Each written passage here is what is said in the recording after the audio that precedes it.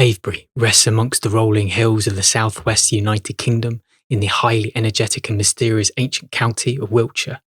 The area is littered with megalithic architecture, stone circles all emanating a pulsating presence, elegance and weathered beauty. Still to this day, the mystery of its construction and function continues to draw researchers and initiates trying to decode and uncover a connection to the ancient ways and its people. How did these ancients construct and interact with these majestic, monolithic stones? In April of 2024, I returned to one of my favourite megalithic areas to enjoy the stunning rural setting and interact and absorb with some of the telluric earthly currents and its deep natural wisdom. I first came to Avebury to learn to dowse with Maria Wheatley many years ago. I have deeply fond memories of the beautifully glorious summer days with one of my closest friends. Overall, Maria's work and outlook on earth energies, and in particular Avebury, have very much informed and influenced my approach. So I will be highlighting much of her work throughout this video. Avebury is thought to have been built during the Neolithic period, which is roughly 2850 to 2200 BC. The main epicenter ceremonial area consists of 3 huge stone circles set within a henge. A henge is defined by a large bank and a ditch surrounding multiple stone circles. After the mists of time and the fog of amnesia rolls by and sets in, the huge outdoor Avebury temple was largely forgotten, its knowledge buried and obscured. The Saxons later would move in, settling into the various earth banks and unfortunately utilising some of the stones for building materials. You wouldn't think it now, but centuries of farming, ploughing the land, refuse and overall construction buried pretty much all physical traces of the stones. My awareness this year exploring the land, researching, reading and podcasting has brought me to the tentative seedling of a conclusion that maybe Britain, as a whole, during the pre-Celtic times, was a huge macro temple of sorts, with various sacred sites like Avebury, with people making long pilgrimages to potentially seek its wisdom and healing. Landing in the ancient land of Albion, people could have taken specific routes across the landscape, maybe visiting differing sites along the way. So the big, infinite question, what was the purpose of Avebury? Spiritual initiations, healings, purifying, energy harvesting?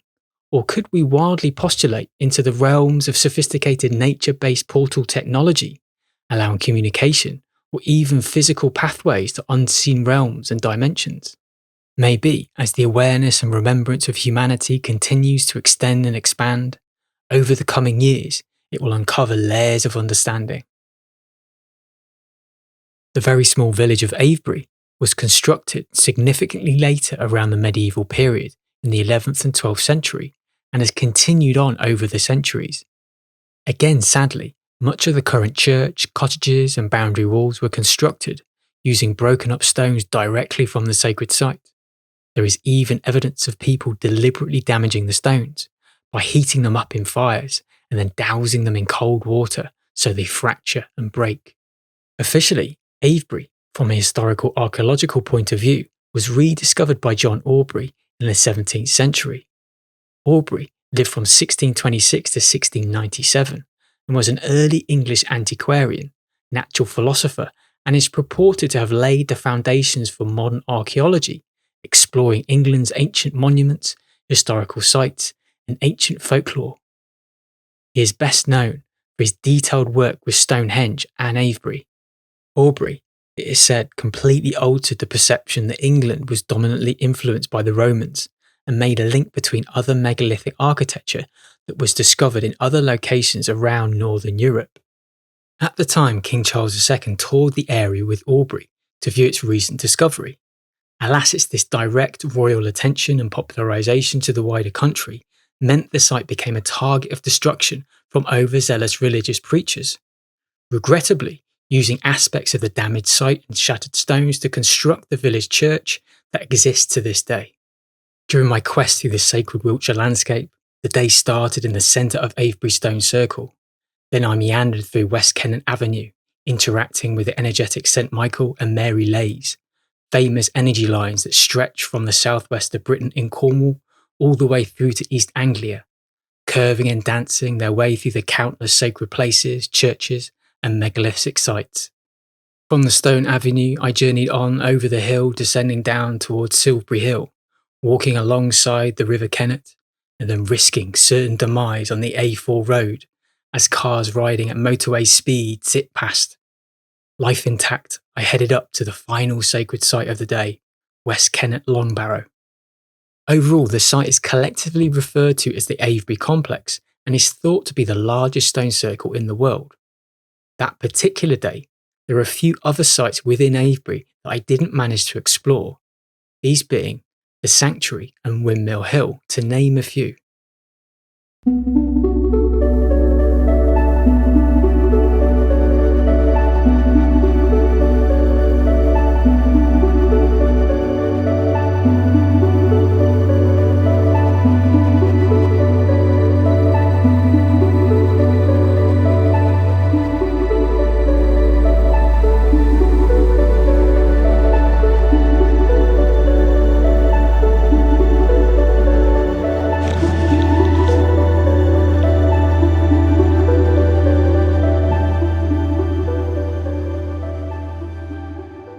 So, through the wonders of modern technology and my facial recognition camera, which hopefully follows me, yes, thank you, I'm going to show you the St Michael and the St Mary lines, which are going down this corridor at the moment. And at the moment, I'm going to try and locate the St Michael line, the male expression of the ley line.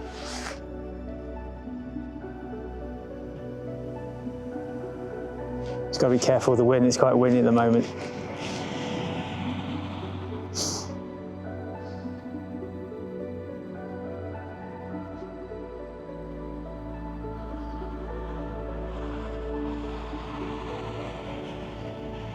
So that's the leading edge of the Michael line.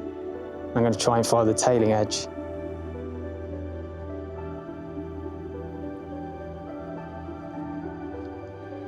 This is the tailing edge, so it's roughly around about that size, the St Michael. And next, I'm going to try and find the Mary line, which is a female expression of it.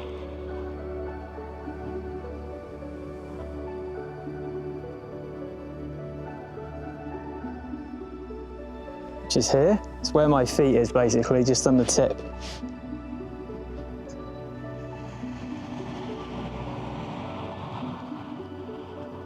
And that's the tailing edge. So again, it's roughly the same width. So I'd say the left-hand side is the Michael, right-hand side is the Mary.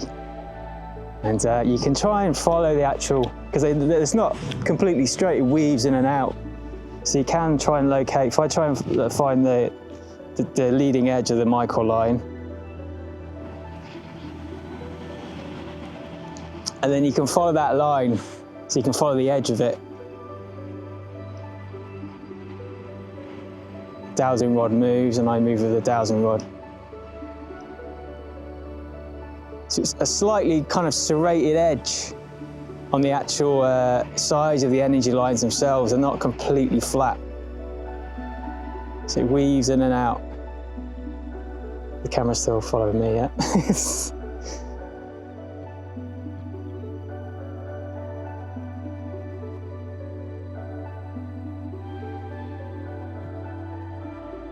And it goes on and on and on. So this is the very first spot I was taught by Maria Wheatley, and we were taught about the male and the female expressions of the energy lines and how to find them. So yeah, this is quite a special spot for me. Anyway, that's that. Avebury's positioning factors not only include specifics to do with its topography, geology, and telluric energetic currents, but also due to the abundance of water, which dramatically changes depending on the seasons. Steve Marshall, who wrote the book Exploring Avebury, The Essential Guide, stresses the importance of water and its interaction with the site. He personally mapped well over 100 freshwater springs around Avebury. To him, this categorically underlies the temple's functionality and sacredness. Moving water as a whole has a very poetic, deeper meaning, symbolizing life, death, and rebirth. Also, energetically, many dowsers have made the connection to healing earth energies, and in particular, spring water. Some call it primary water or yin water, feminine in nature and very distinctly different to rainfall, which by some, including Maria Wheatley, deems as a masculinized version of water, and when flowing underground can reverberate negative energies above and is classed as harmful towards the human vessel. The ideas of spring water, holy water is well known all over the world, with fantastical stories of rapid healing with these types of waters. There is a reason why the majority of all sacred sites and temples are located around or above sacred spring water. The interaction of water at Avebury is never more pronounced than when it surrounds Silbury Hill, the watery moat delicately hugging the hill like a sacred cosmic egg, a womb of life. There are theories and interpretations and decodings that people have made over the decades and centuries. My personal view, particularly from a mainstream point of thinking, is that the site's mechanism and function may be way more sophisticated and wondrous than we can ever imagine. I feel it's wise to really think out of the box on this one. Everyone is always looking through the prism of electrical technology as the gold standard of human ingenuity and development. But my personal conclusions I have come to is that the harnessing of cosmic, solar, and telluric-based energies, combined with the use of stone, maybe crystals, shape, form, and placement, could be the ultimate of all technologies when it comes to natural harmony, healing, learning, expansion, communication, and again, maybe even transportation. This temple, this device, this ancient technology, working in harmony with the environment, consciousness, and maybe spiritually with other dimensional realms, is something that modern technology may never be able to achieve. Another later antiquarian, William Stuckley, famously saw Avebury as a temple in the shape of an Egyptian winged serpent. He formed his opinion after surveying the henge in 1724. Antiquarians, for the most part, tended to be self-funded, wealthy individuals, and it's not a stretch to the imagination to consider that maybe they were even Freemasons, and so had access to a body of information that the rest of the normal population is denied. You can view the site as a linear progression of initiation, with the initiate walking in through the serpent's tail from Beckhampton Avenue corridor of demarcated stones, tracking the serpent-like male and female energy lines of the St. Michael and Mary as they weave and dance amongst each other. Then entering the main henge with 2 stone circles consisting of around 30 stones. This is seen as the body of the serpent, where the main focus ceremony would have occurred. Then after the ceremony's conclusion, the spiritual seekers may have then continued on down West Kennet Avenue towards the sanctuary circle. Although this route is my own proposed personal opinion, I've read others perceive the journey starting from the sanctuary end due to its close locality to the Ridgeway, which connects to other sacred sites and is one of the oldest British trackways in the land. The Serpent Temple idea has been endorsed by many scholars in the field, from John Mitchell, Paul Broadhurst and Hamish Miller, and is the dominant alternative theory. The next theory, which I admit grabs my attention the most, only because it seems to make more sense, due to how all the complex sacred sites anatomically fit together, it all feels so much more elegant. Roy Goot was the author of a book, A Lady in Waiting. He saw the temple as a huge feminine figure, with 2 outstretched arms, the main henge circle symbolising the head and eyes of the lady. Then lower down, Silbury Hill, representing the cosmic womb of the feminine effigy, the waters surrounding the hill, beautifully representing the amniotic fluid of the unborn cosmic spirit. Rather poetically, the abundance of waterways and spring water represents the veins, the lifeblood of the figure, with the swallowhead spring directly acting as a birth canal for the divine feminine figure. The sanctuary circle, which today is no longer visible apart from concrete markers, forms a gathering hand connected to the arm of West Kennet Avenue. For my own energy work, arms and hands are powerful conduits for energies and very commonly harnessed in Eastern movement practices, such as Tai Chi and Qigong, but also Reiki healing. The fact that St. Michael and Mary lines pass through the arms and profoundly mirrors the energy conduits of the human body. The deeper reasoning for the effigy in Gut's understanding, after 30 years of research, was that it was constructed to receive and lead the souls of the dead into the afterlife. He proposed that the ridgeway would then link onwards to burial grounds and the body's eventual final resting place. I find this theory so very profound, mainly because collectively the site and geological features very elegantly fit within this divine feminine figure. As above, so below, as within, so without. Silbury Hill as the womb, and then the waters as the blood, the life force, coupled with the harnessing of energetic lays. I would imagine the stone circles formation were deliberately positioned over very powerful earth energies, harnessing, alchemizing, and supercharging profound power for purposes that we can only imagine.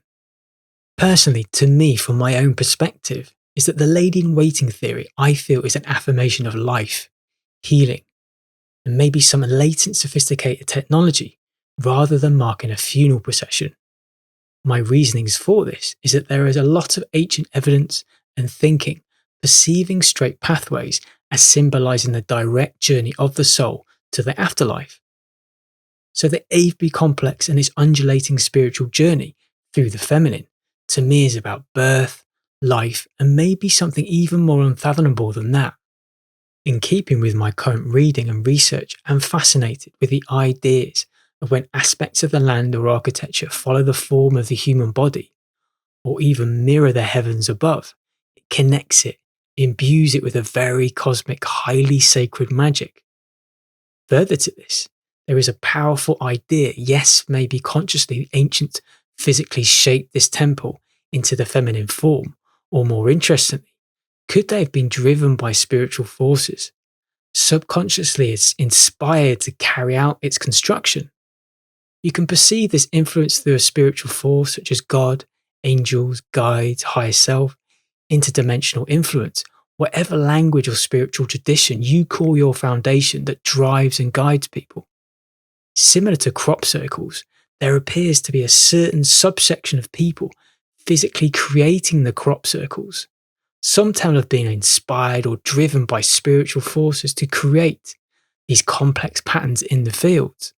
But of course, I admit these are untethered speculations. I could be completely misguided and wrong on this. So is there any research or understanding in how maybe spiritually, energetically, these stone circles operate? What's the underlying divine mechanism? Well, referring back to Maria Wheatley's work concerning yin, feminine water, and its direct energetic connection to what is termed geospirals. These are literal spirals of powerful emanating healing currents corkscrewing out of the land, and are incredibly beneficial energies for the human body. So when standing stones are placed directly over these spirals, the stones amplify and alchemize these energies in some very extraordinary ways. Wheatley has tested both with modern electromagnetic receivers and also via traditional divination, and discovered, as with the human body, the stones have bands of energy or chakras, 7 in total, with 2 below ground and 5 above. The energy spirals up the stone to form these bands, and curiously, each band of energy appears to have a different function. One band transmits energy streams to local stones. These stones receive and then reciprocally transmit the energy back out. A second band seems to directly shoot out energy to more distant stones outside of the general locality. Powerfully, another band you can directly interact with by purely laying your palms on the surface of the stones. According to Wheatley, you'll find it will alter the body's physical weight, which is obviously a pretty out there discovery. So could this point towards the ancients having a deep understanding of levitation and the solving of a very real practical dilemma of moving and transporting these huge monolithic stones? For me, these investigations are very profound discoveries and really do start to point towards the more technological aspects of these stones and how this vast outdoor temple may actually operate. I feel there is so much more to really discover and collectively remember.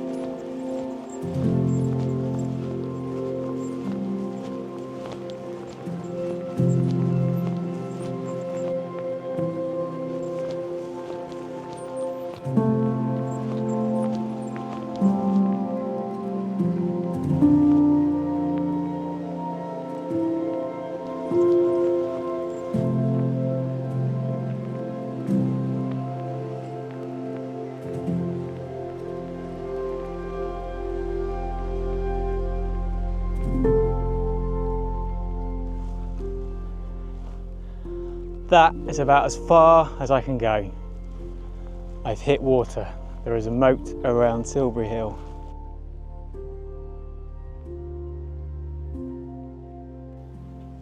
It has natural defences from me climbing up the hill again.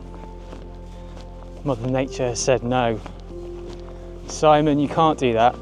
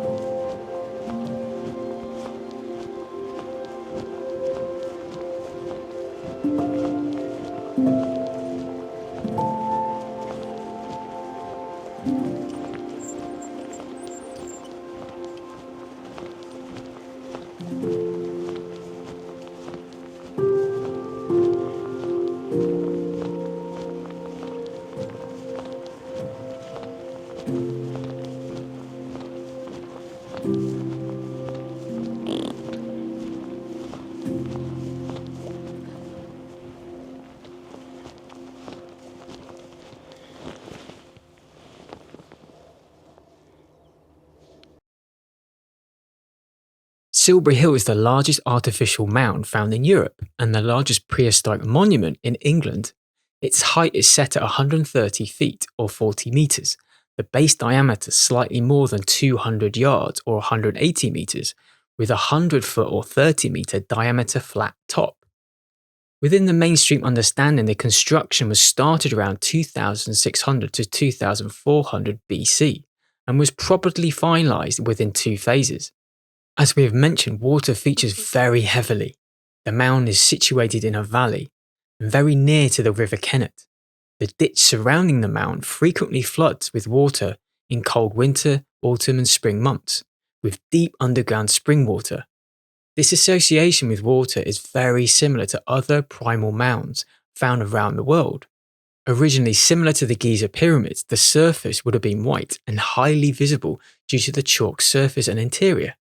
Primal mounds linked to creation myths, which over the eons interweave themselves into many ancient cultures, from Sumeria, India, and Egyptian mythology. The female Mary energy line runs directly through Silbury Hill, and then reunite with the male St. Michael line at the sanctuary, before then again splitting off on their individual dances across the landscape.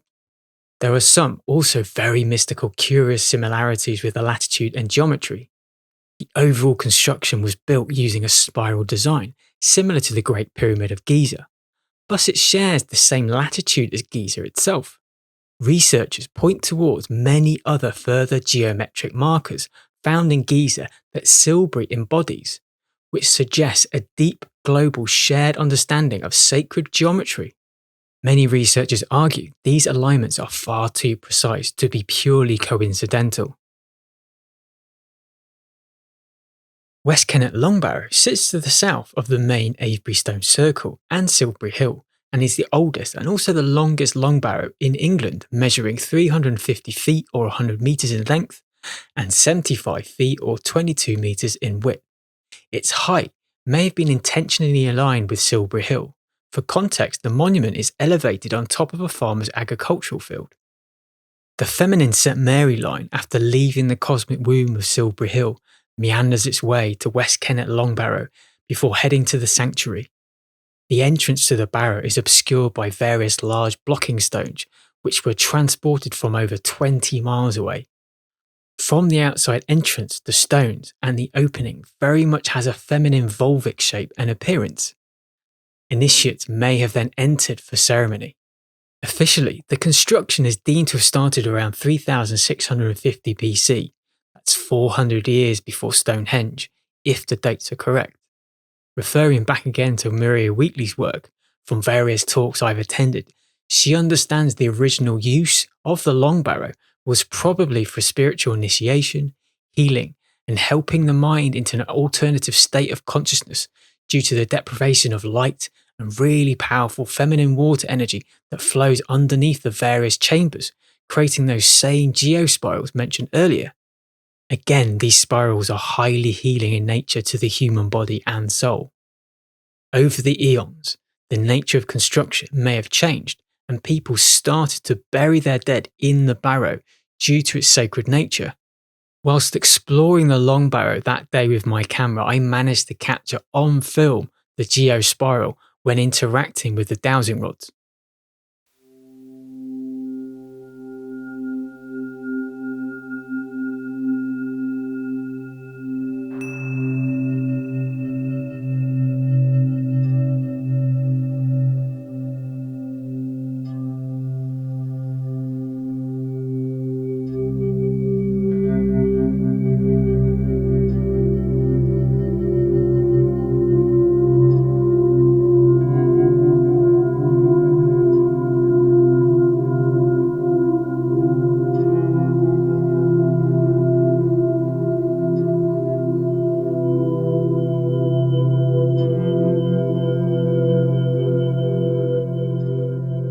So I'm at the very end chamber of the long barrow. I'm going to try and show you, it's a bit dark, the geodesic spiral. So if you follow my dowsing rod,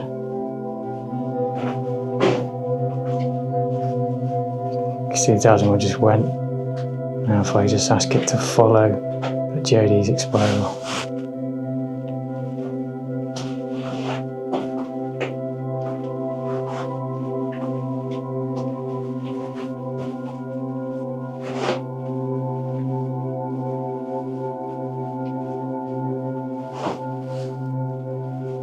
You find once you get in the middle, right in the centre of the geodesic spiral, the dowsing rod just starts to spin round.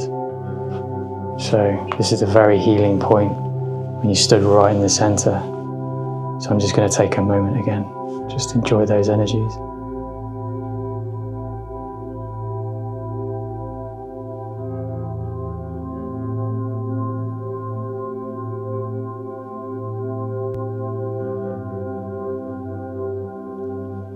As you could see by the way the dowsing rod was going around in a clockwise motion. So it's the spiral was going inwards clockwise.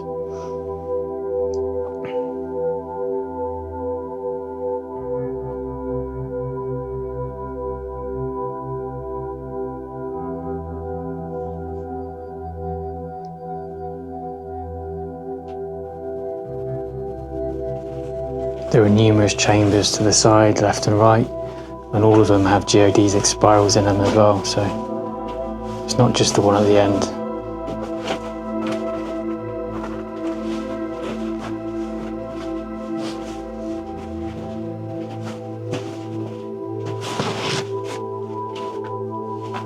Feeling actually a lot of sacral and root chakra energy.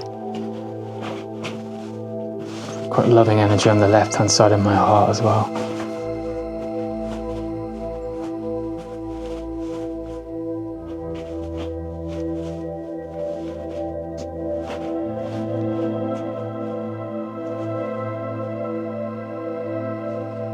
The wind has picked up.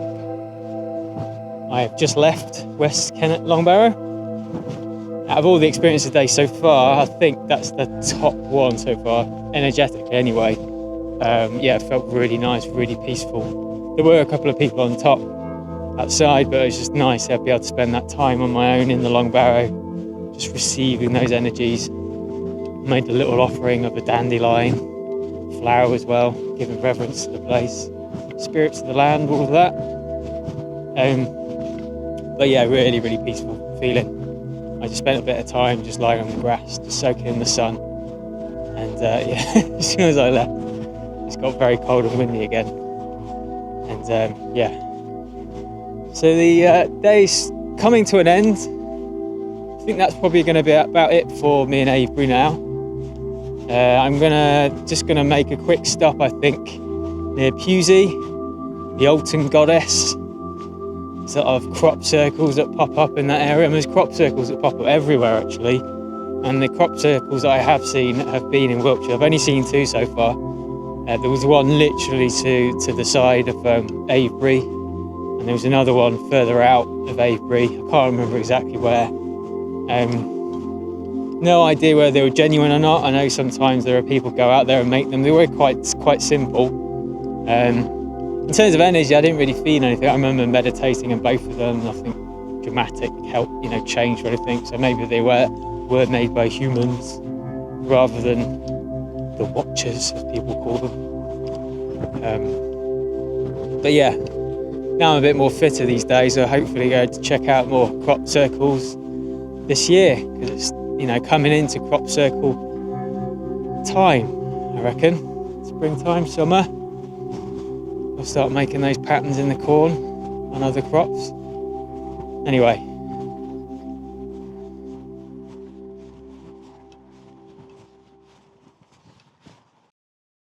I've always found Avebury such a special place, and I've had so many very mystical, unexplained experiences around these sites and other areas nearby. I actually view Avebury to be way more impressive than Stonehenge.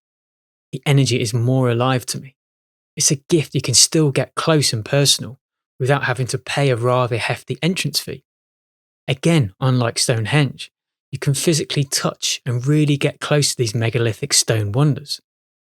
Although the roads through the circle could be considered an unfortunate eyesore, it has prevented English Heritage or the National Trust from blocking access to the stones and monetising through ticketing, allowing real democratic access to the people from all over. Even researching for this video has further cemented how special and powerful this spiritual complex really is. I'm sure there'll be many more times I'll be returning back to the soft rolling hills of Wiltshire. I feel profoundly that much of this ancient knowledge will continue to be brought into light, deepening our understanding and connection to these sacred sites, as the veil and illusion is gradually lifted from humanity's collective consciousness. Thanks so much for joining me on this odyssey around Avebury.